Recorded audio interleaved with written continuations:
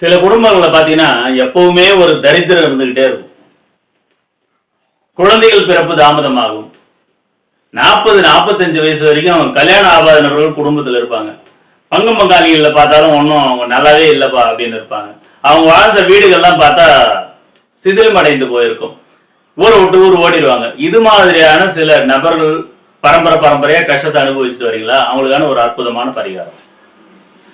கேலண்டர்ல பாத்தீங்கன்னா கரிநாள் அப்படின்னு வரும். அந்த கரிநாள் அன்னைக்கு செய்யக்கூடிய ஒரு அற்புதமான பரிகாரம். கரிநாள்ல கறிவேப்பிலை சாதம் அதை செய்யணும். கறிவேப்பிலை சாதம் சித்திரா நாள்லாம் பண்ணும் இல்லையா, அதே மாதிரி கறிவேப்பிலை சாதம் செய்து இது எங்க எடுத்துட்டு போனோம்னா பக்கத்துல இருக்கக்கூடிய பெருமாள் கோயிலுக்கு போங்க.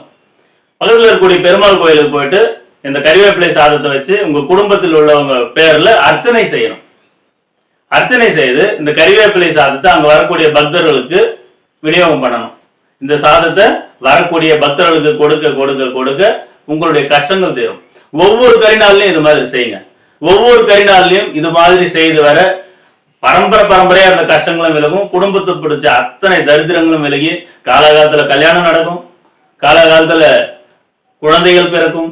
கடன்கள் தீரும். வீட்டுல சுப விசேஷங்கள் நடக்க ஆரம்பிக்கும்.